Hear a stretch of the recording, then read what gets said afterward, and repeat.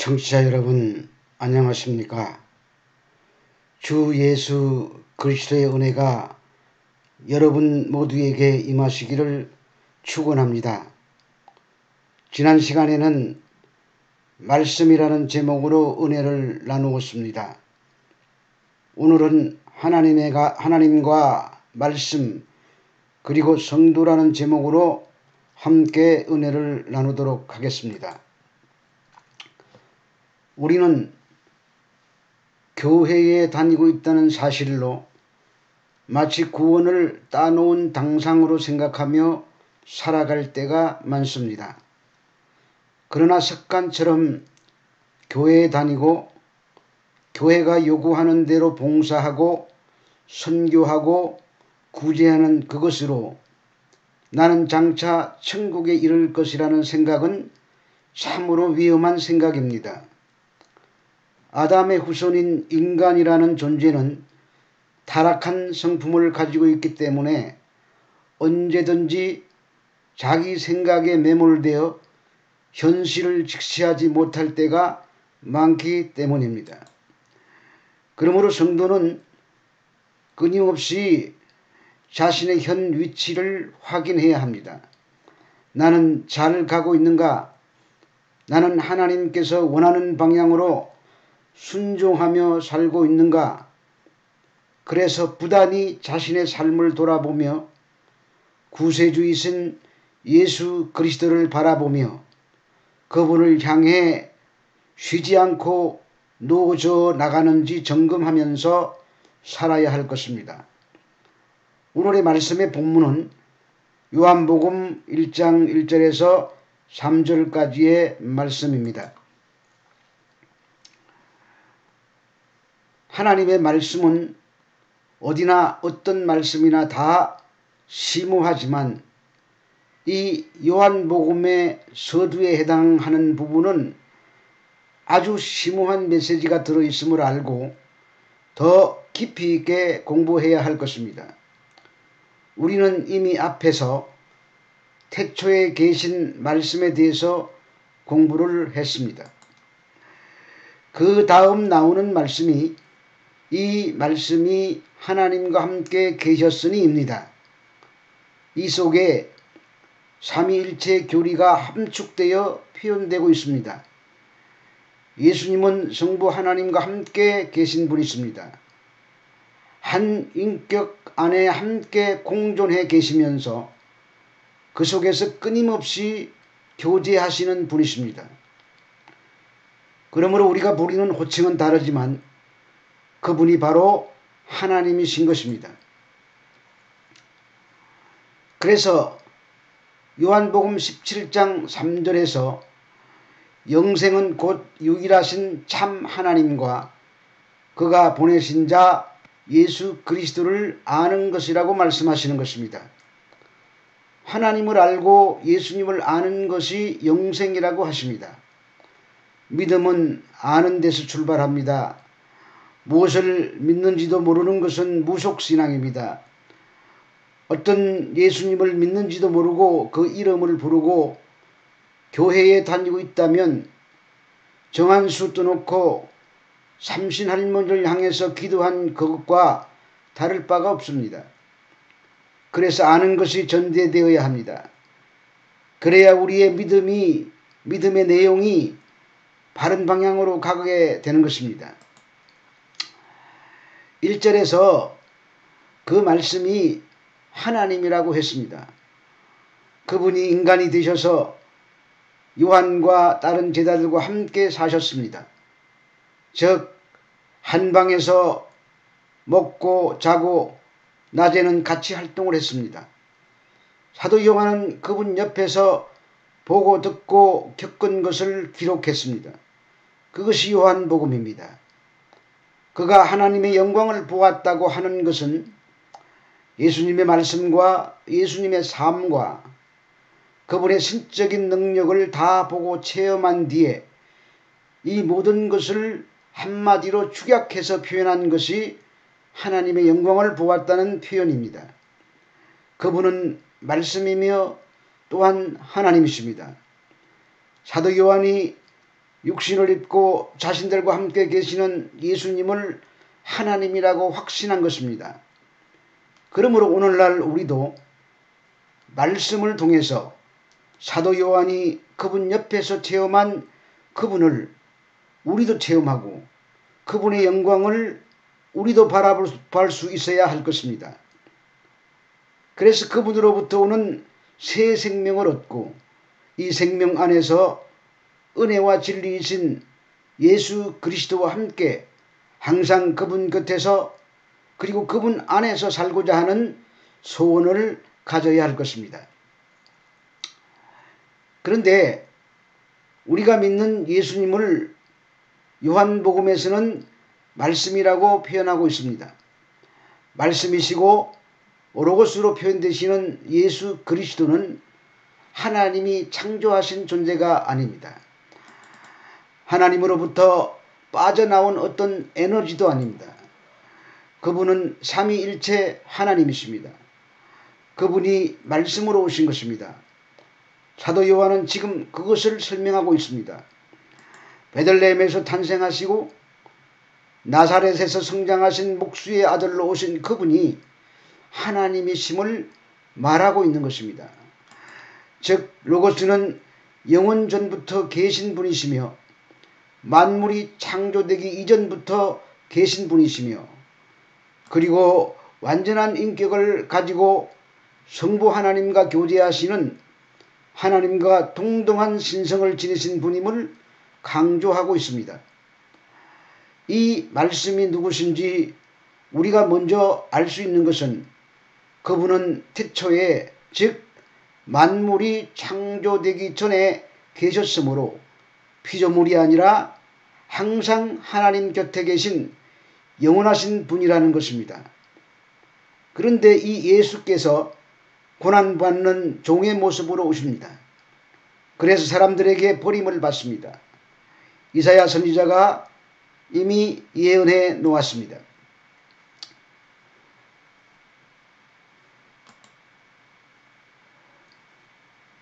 우리의 전한 것을 누가 믿었느냐라는 표현은 당시 선지자를 포함한 이스라엘의 경건한 무리들조차 고난받는 메시아에 대해서 오해하게 될 것이라는 말입니다. 그것은 메시아가 그들이 상상하는 것 같이 영광스러운 모습으로 위대하고 장엄한 모습으로 등장하시는 것이 아니라 연한 순 같고 마른 땅에서 나온 줄기처럼 보잘것없는 모습으로 오실 것이라는 말씀입니다.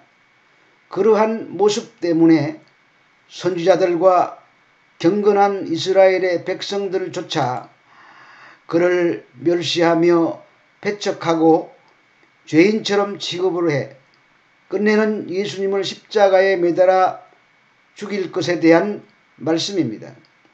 뿐만 아니라 우리도 그렇게 같은 존재라는 사실을 깨우치고 있습니다. 우리 죄 때문에 십자가를 지셨기 때문입니다. 이 일들은 아직 일어나지 않은 미래에 대한 내용이지만 여기에 표현된 시제가 모두 과거형으로 기록되고 있습니다. 그것을 예언적 기술법 중에 하나로 예언력 과거라고 부릅니다.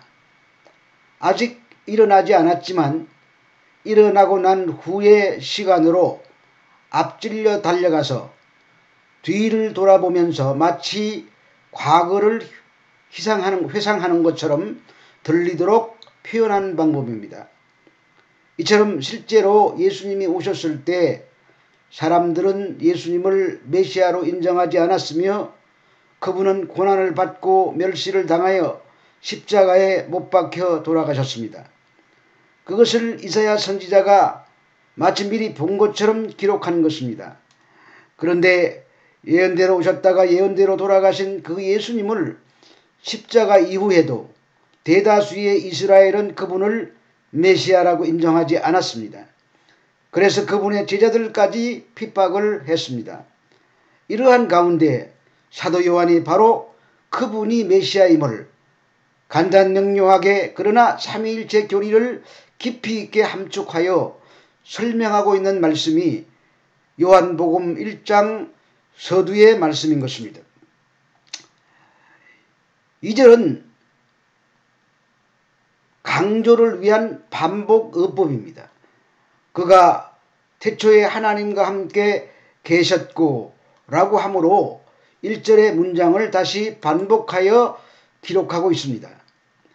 반복은 히브리 문학에서 그 내용을 강조하기 위한 하나의 표현 방법입니다. 그래서 시편 118편이나 136편에서 반복되는 말씀들을 기록하고 있고 잠언수에도 반복하는 내용이 나타나고 있습니다. 특히 사도 요한은 진실로 진실로라는 표현으로 강조하는 어법을 많이 사용했습니다.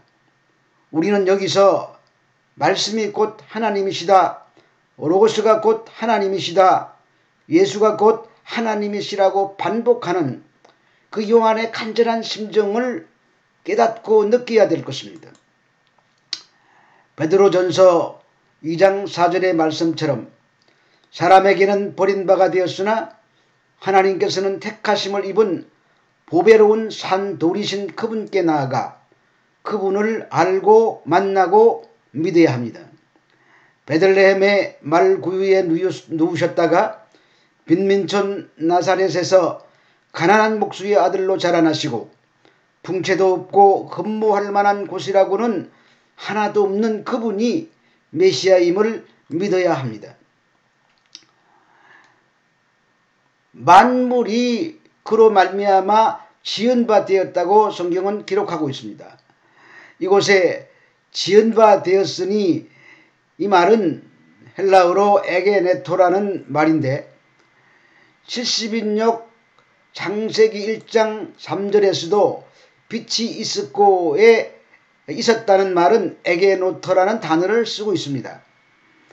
만물이 그로 말미암아 지은 바 되었으니를 다시 번역하면은 만물이 말씀을 통해서 지어졌다입니다. 그러므로 창세기 1장 3절을 하나님이 이르시되 빛이 있으라 하시니 빛이 있었고라는 것은 하나님께서 말씀을 통해서 즉 예수 그리스도를 통해서 빛을 지으셨고 빛을 포함한 만물은 그 말씀을 통해 존재하게 되었다는 표현입니다. 이런 의미에서 예수 그리스도의 중보자적 역할을 잘 드러내고 있습니다. 말씀이신 그리스도의 영원성, 인격성, 신성을 고려한다면 창조시 그리스도의 사역은 성부 하나님의 창조사역의 수단으로서의 사역이 아니라 우리의 형상을 따라 우리의 모양대로 우리가 사람을 만들자고 한 창세기 1장 26절의 말씀에 근거해서 볼 수 있듯이 대등한 인격적 칭교를 바탕으로 한 사역이었던 것입니다. 바로 이러한 이유로 신약도 만물이 예수 그리스도를 통해서 지어졌다고 고백하는 것입니다. 성도라는 명칭도 주님이 주신 것입니다. 아무에게나 붙이는 단어가 아닙니다. 창세전에 하나님께서 예정하셨고 그분의 작정을 따라 천국 백성으로 지어져 가고 있는 자들이 성도입니다. 우리 성도들의 아버지는 한 분이시며 동일하신 한 하나님이십니다. 그의 자녀들만 천국 백성들이고 그들에게서는 날마다 자신을 성찰하고 잘 가고 있는지 돌아보는 현상들이 나타나게 되는 것입니다. 인간적으로 노력해서 그렇게 되는 것이 아닙니다. 하나님의 예정 안에 들어있는 자들에게만 자연적으로 나타나는 현상입니다. 이들이 성도들이고 그들에게는 한 아버지가 되시는 분이신 것입니다. 예수라는 이름의 뜻을 성령께서 가르쳐 주셨습니다. 자기 백성을 저들의 죄에서 구원할 자입니다. 예수님의 백성들이 따로 있다는 말입니다. 그리고 이사야서에 보면은 임마누엘의 약속이 지어집니다. 이 말의 뜻도 남은 자들만 돌아온다는 뜻과 함께 하나님이 우리와 함께 하신다는 의미가 들어 있습니다.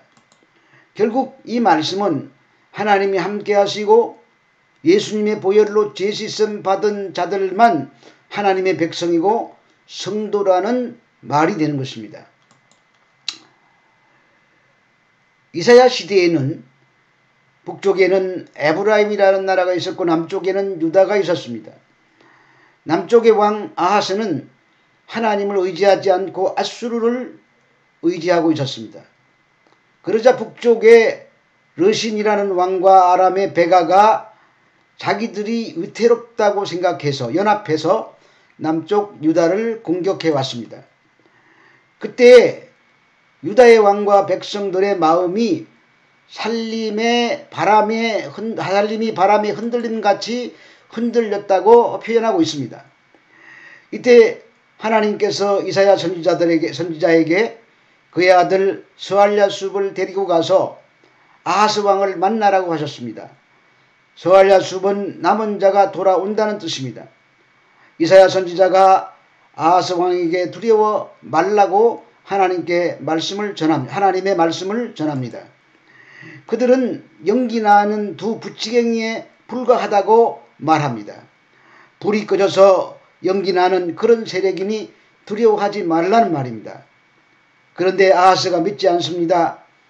그래서 이사야 선지자가 표적을 구해보라고 말합니다. 그러자 아하스 왕은 하나님을 시험하지 않겠다고 말합니다. 그것은 어떻게 보면 신앙이 있는 말인 것처럼 들리지만은 이런 상황에서 아무리 하나님이라고 한들 어떻게 우리를 구원하겠느냐라는 생각에서 나온 불신앙의 언어인 것입니다. 그럼에도 불구하고 하나님께서 친히 징조를 보여주시겠다고 하십니다. 그 징조가 처녀가 잉태하여 아들을 낳는 것입니다. 그 이름을 임마누엘이라고 하라고 하십니다. 지금 전쟁으로 생사가 눈앞에 있는데 하나님께서는 그 전쟁에서 승리할 징조로 처녀가 잉태하여 아들을 낳는다는 참으로 이해할 수 없는 징조를 주시는 것입니다.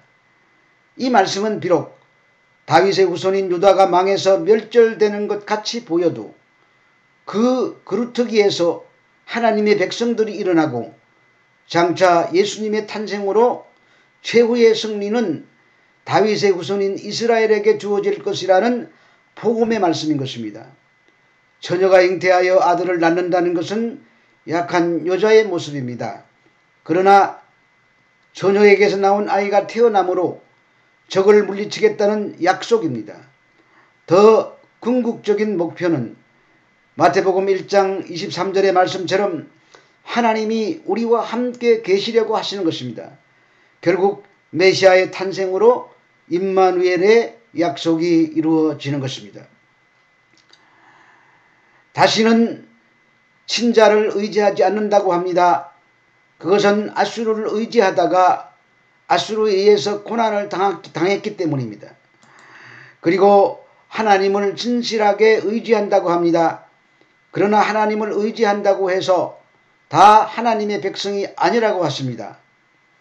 현실이 어렵고 고통스러우니까 지푸라기라도 잡는 심정으로 하나님을 의지할 뿐 고통의 때가 지나가면 다시 하나님을 떠날 자들이기 때문입니다.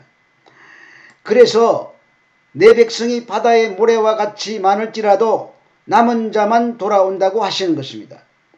여기서 내 백성은 내 백성이 아니라 너 백성입니다. 하나님의 백성 말고 아브라함의 후손이라고 장담하는 혈통적인 이스라엘을 가리키는 말입니다.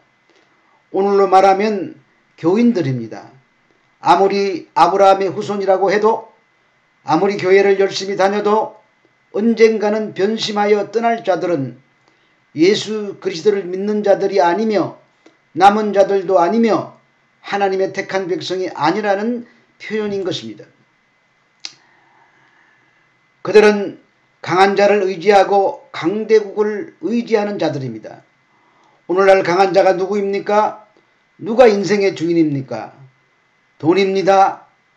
권세입니다. 명예입니다. 이러한 만몬들이 하나님보다 더 위력 있어 보입니다. 실제로 이 땅에서는 그런 것들이 더 위력 있게 나타나고 있습니다. 이제 성탄절이 지났지만 성탄절을 맞아 세상적인 것으로 떠들고 흥겨워하던 자들은 다 가짜들입니다. 하나님을 의지하지 않는 성탄절의 기쁨은 속이 빈 강정에 불과합니다. 그래서 이들을 걸러내는 작업이 임마누엘입니다. 하나님께서 함께 하시면 하나님의 백성들은 죄로 인하여 마음이 고통스럽습니다. 그래서 다 통해자복하게 됩니다. 그러나 가짜들은 그런 고통을 느끼지도 못합니다. 느끼지도 못하고 깨닫지도 못하는 그것이 바로 심판인 것입니다. 하나님이 임마누엘 하시면 이처럼 두 가지 모양의 반응이 나타납니다. 그러므로 임마누엘은 하나님이 함께 하시는 복이지만 또 다른 자애들에게는 그것이 심판이 되는 것입니다. 하나님이 함께 하지 않는 자들은 남은 자가 아닙니다. 성도가 아니라는 말입니다. 그래서 세상이라는 아름답고 매력적인 것을 사용하여 유혹하여 남은 자를 가려내는 것입니다. 그런데 그것이 바로 심판이라는 말입니다. 우리가 심판이라고 하면은 고통을 가하고 죽이고 못살게 하는 무서운 형벌만을 심판이라고 생각합니다. 그러나 세상 것에 마음을 빼앗겨 그리로 끌려가는 것은 나중에 멸망할 것이므로 그것도 심판에 해당됩니다. 그리고 거기서 남은 자만 돌아오게 되는 것입니다. 이들을 성도라고 부릅니다. 이것은 임마누엘의 약속입니다. 성도라는 호칭은 반드시 선택 안에 있는 백성이어야 하고 끝까지 믿음을 지켜 하나님을 바라보며 사는 자들만이 성도입니다. 우리는 이것을 알고 날마다 자신이 어디를 향해 가고 있는지 점검해야 할 것입니다. 하나님이신 그리스도께서 말씀으로 성육신하시고 그 말씀을 믿고 의지하며 세상에 의하여 흔들리지 않는 자들이 성도인 것입니다. 이 이름을 여러분들 모두가 하나님으로부터 부여받고 인정받는 모두가 되시기를 주 예수 그리스도의 이름으로 축복합니다. 다음 시간에는 생명과 빛이라는 제목으로 공부하도록 하겠습니다.